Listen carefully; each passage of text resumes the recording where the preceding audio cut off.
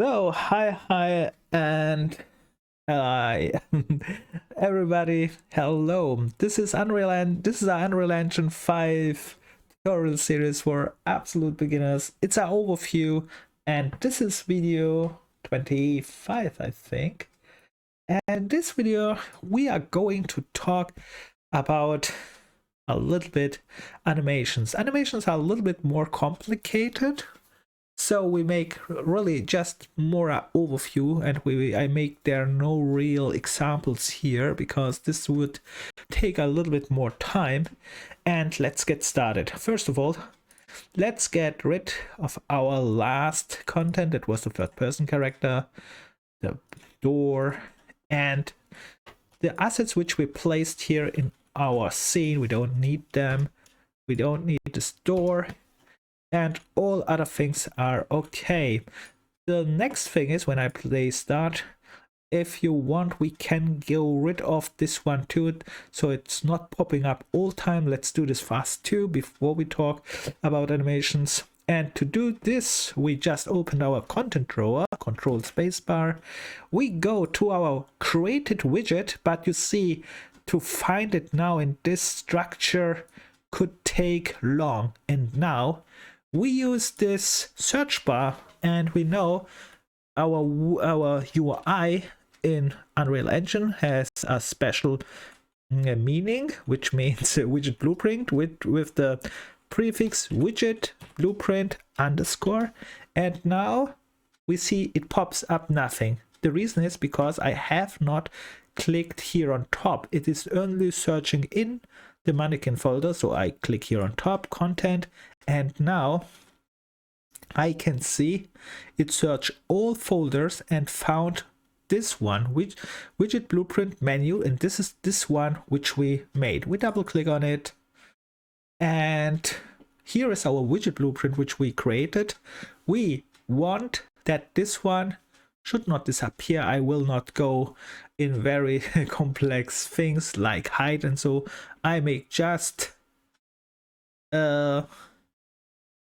that was wrong actually, sorry for that, because this is just a widget blueprint, but the one who is adding this widget blueprint to this scene is our game mode.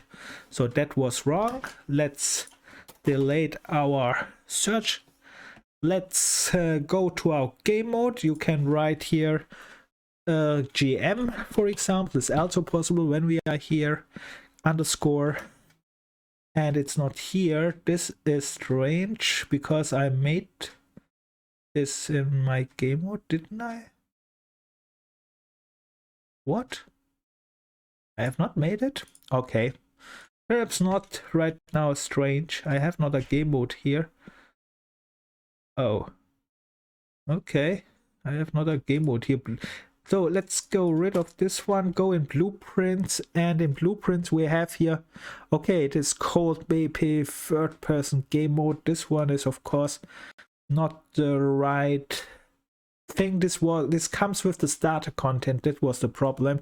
But in real a game mode you would write in front GM for game mode underscore, and then you still can write BP underscore third person game mode and so on. Okay, anyway, we use this one, we click this, and the thing what we wanted was just get rid of this widget, and the game mode, when it starts, it is creating this widget and adding to the viewport. The easiest way to get rid of it, we just disconnect the call, and later when we need it, we just connect this again. So compile, save, and show we have it not. So this is our start point. Now we will talk about animations, and animations, like I said at start, it's a little bit more complicated because, save all, animations are made normally not in Unreal Engine.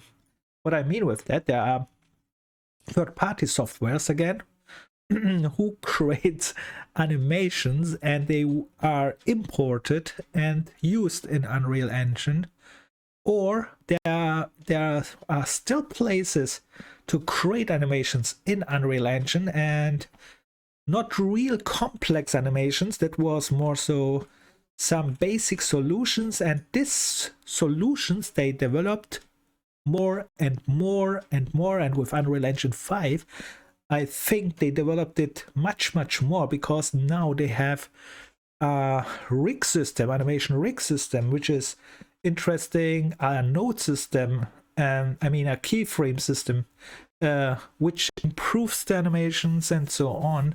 There is much to show, and in general, that is so much to show that I can't show you probably all on this video. But what I show you on this video is in character. We go before we go in character, I show again our standard character. What you see here right now, when this character is moving, this is animation. This is already an animation, walk animation. Here I press the space, I jump. This is called the jump animation, for example, and so on. Right now we have just this animation. What you see right now is the idle animation. It stands on its place and doing nothing. Then we have this run animation, jump animation, and we are talking about this one in this video, and where you can find this, how to create, not how we create this, not really, because it's a little bit more complicated. You watch again a tutorial. So let's do this. First of all, we open up our character, because I show you how you can go to the character animations from there. Normally you can go to if you have a folder structure here and put all in animations, which we didn't because we have here no animation folder, but we have animations from the starter content from third person template. It was in mannequin, and here in mannequin you can see there is a folder already animations, and this animations I still keep here. I could now drag out this and drop it here in my folder, so I have animations folder, but this animations belongs to this mannequin, so I will keep it. And this is the second version for a file structure, which I wanted explain too, but never did. It's very simple actually. You keep all things together. For example, this is a very good example here. The mannequin has animations, so you keep the animations at this folder for mannequin. The mannequin has also blueprints, so okay, this one we moved away, but this one you would keep it here too. And the mannequin has, for example, a character. There is materials for this mannequin, and there is the mesh for this mannequin. Normally you would put this one, for example, the skeletal mesh, and to the right places. But instead of doing them on the right places like we did here, for example, we have here materials, here textures, and here static meshes. They keep all things what belongs together in one folder. But with this structure we have one problem. What is the problem? In general, when you want, for example, look all the materials what you have, then you would we have here, for example, materials. You just click on materials, and then in this materials folder you can just scroll down and check all the materials and make them visible. And here is also one option to make them bigger. For example, is this here? There is anywhere an option to make them bigger. I don't know now where it is, but this is not very important. And then you can just see all the materials right here directly. But the problem here is these materials are not together where it belongs. What I mean with that, let's compare it with mannequin. This mannequin, for example, has also materials. We go to character, and this materials, it is clear where it belongs. This materials here belongs to this mesh, and these textures here, what you see, are made with this materials, and so on. They are belonging together. So the question is now, okay, we have here two systems. The one system is I put all things in material, but then I don't know what it is combined, or the system I put all things together what belongs together. Normally I would go for this solution, and the reason for that one is because we use this name convention what I said you at the start. For example, material, we have a m underscore and then the name. For textures we have normally, this is a little bit more complicated, but in general t underscore and then the name. But textures is a little more complicated. I mentioned this one because there are normals, diffuse maps, and so other things in the texture section. When you watch this, they will explain this a little bit more. But let's go on. In static mesh, we have normally, and here you see we have another problem. The starter content, they have not even named it right. Static mesh they have not used the name convention here. The first one you see, there is no sm underscore and so on. This is a problem. Things like that is good to put in a static mesh folder, but the other ones with the name convention sm you can put in a separate folder like this one. And why is that so? Because I showed you this also, I think. When we go on top, we go to the search bar, and now I want to search all materials. Instead of clicking here of materials, I go on top, I write m underscore, and I will find almost all materials what are there, but careful, it will find also non-materials, like you can see here, names with m underscore. But the good thing is you can distinguish that very easy. I showed you that too. There is a green line here for materials, and the other ones have not a green line. For example, this is a white line, here is a bluish line for a static mesh. This is probably emitter or something, so yeah, particle system. And yeah, it's easy to distinguish, and here we have textures even so. But you find all the materials also very fast, and that is the reason why I would go later for this version here.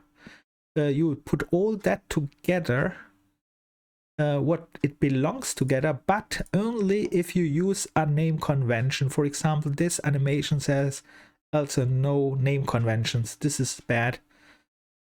Later you will not find these animations. If you have no name conventions, put it in folder structures like the other ones. So the bad thing is I want to talk about animations, and now I talked about a folder structure, but yeah, whatever. Sorry for that.